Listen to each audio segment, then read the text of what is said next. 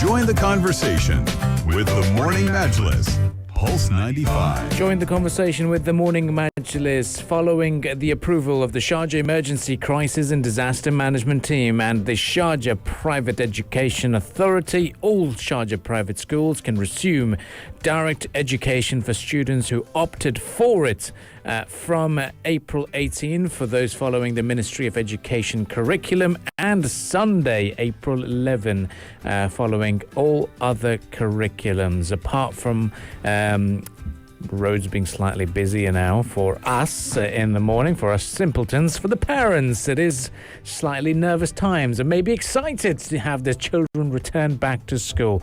To talk to us in further detail about the plans and how things are going to be going, we have Laheeb Al Mutwalli, the quality expert at Sharjah Private Education Authority, joining us on the lines. A very good morning to you, Laheeb. Good morning to you, and happy Thursday to all your listeners. Happy Thursday to you as well, for all of us. But it's going to be a very busy weekend for you at SPEA, because we're going to get our guidelines in place, and for Sunday is going to be the big day for us. Talk to us about what's in store and what are the key guidelines that people should know and make sure before sending their students to schools. Okay, so as we all know, since the beginning of this academic year back in September 2020, parents were given the option to choose between in-person, virtual, or a hybrid mode of learning for their children.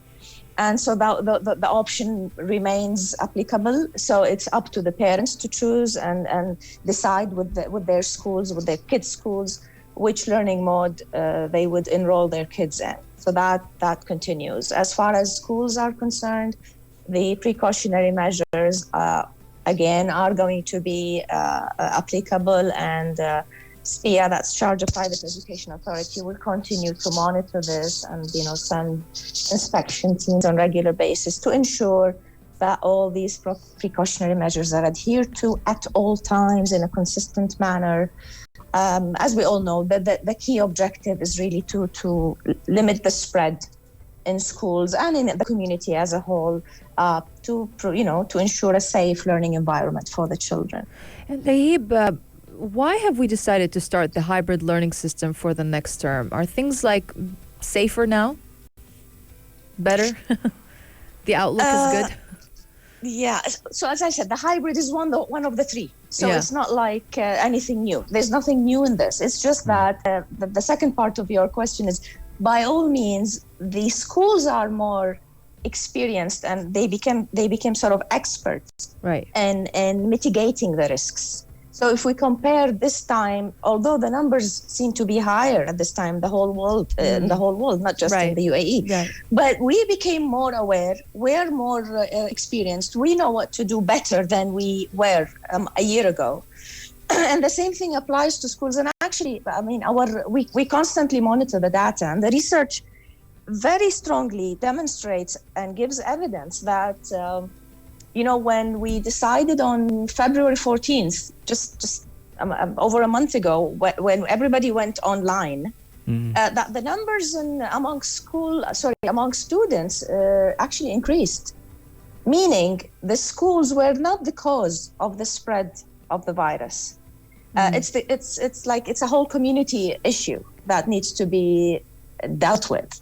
So schools proved to be a more safer place for children to be at during these times. And how often will the students have to conduct a PCR test? So there is no a regular pattern for this as far as students are concerned, but we did mandate it for them now to go back into school. Okay. So we did require all students of age 12 and above to show evidence of a negative PCR test result prior to entering school.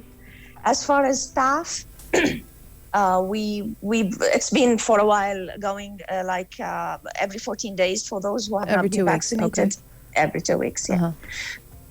And can you talk to us some more about the age? You picked the age of 12 as that cutoff. What prompted that choice? Because I feel that there's a lot that is not understood about transmission based on age groups. What made you guys decide that age 12 and above needs to be PCR tested, and below wouldn't have to go through the same requirement? Well, this is something that actually the MOHAP, Ministry of Health and Prevention, decides upon. As you know, we are a regulatory for education services, so there are certain boundaries for our decision making.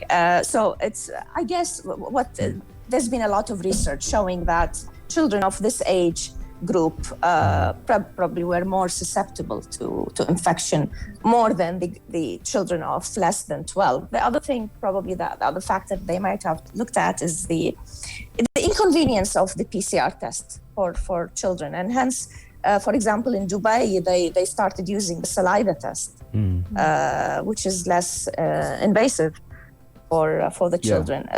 So MOHAP really decided on this. And Laheeb, can you also talk to us about people's overall interest in returning to face-to-face classrooms? What have you seen so far about the desire of parents here in the Emirate? Are they more interested in returning to a physical classroom, or would they continue online and hybrid learning based on whatever data you've gathered so far? The feedback we got the moment this latest resolution was announced is like parents were very happy to, and I'm not saying all, I'm sure there will still be some parents who would still rather keep their kids at home. So, they probably need more reassurance from us and from the school administration. But there were so many emails and through our social media, SPEA social media, feedback about, showing how happy they are for this decision. And because, we all know how important school life is for the children. I mean, we, the parents, the school, the educators, they all realize it is such an important environment for children to socialize, to build relationships, to learn these practical skills.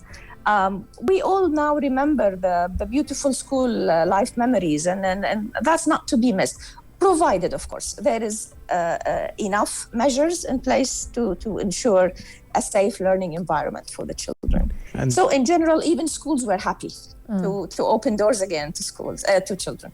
So I'm sure they'll be very excited to be back in business now, because it's been too long since we've been away. And what's your observation of the schools? Do you think they've been they're ready now and they know exactly what needs to be done, and the guidelines that you've provided to them?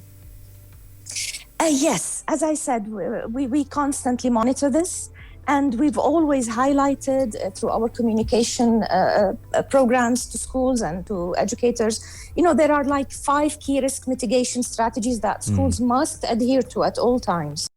And I can briefly tell you about these 5 mitigation strategies. Constant and correct use of masks.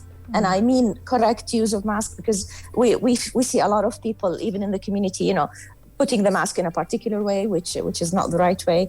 Of course, physical distancing to the largest extent possible. That includes, of course, not getting into crowded areas, ensuring enough ventilation in the place. Of course, hand hygiene and respiratory etiquette. The cleaning and sanitization on regular basis. There were many cases that were caused by use of shared material or shared equipment in schools. Like a printer that's not regularly sanitized could spread an infection. It's these little things, if closely monitored and taken measures to ensure the safety and the cleanliness and the sanitization level of these things. Trust me, it will be it will play a big role in curbing the spread of the disease. The fifth thing about what schools have to do is definitely to ensure that a proper contact tracing is conducted by the COVID-19 school task forces, which is a mandatory thing in each school. So we train these COVID-19 school task forces. We always communicate with them. We ensure they follow certain guidelines in ensuring that all the school facilities are maintained and safe. And the contact tracing is one of them. And of course, this is always done in collaboration with the health authorities, who do the case investigations. So for all the parents who are listening in right now and kind of hesitant to send back their children to in-class schooling, can you rest them assured that you guys are following strict precautionary measures that are in place in school and that their children are completely safe? Okay. My message to the parents is send your children back to school. As I said, research strongly suggests that schools are a safe learning environment, that the spread of the disease was not because of school opening. But I also emphasize the role that the school principals need to do, which is to communicate, do these, maybe give campus safety tours, whether in person or virtually, to parents to show them what sort of guards and physical distancing plans and sanitization schedules and plans are in place to assure parents that schools are taking and whatever measures need to be taken, that they are vigilant, that they are following up on every single thing, that they are there to ensure a safe and healthy learning environment for the children. Fantastic. Well, such a great wave of optimism to look forward to. And Sunday is certainly going to be a very, very busy day for you. Thank you very much for joining us this morning, Laheeb. Thank you very much for the opportunity, and we're always here to support the whole community and you guys in spreading, the news. And hopefully, this is all going to be history soon. Inshallah. We will all go back to normal life, inshallah. Inshallah. Well, lots of optimism to take. But that was Laheeb Al Mutwalli, the quality expert at Sharjah Private Education Authority.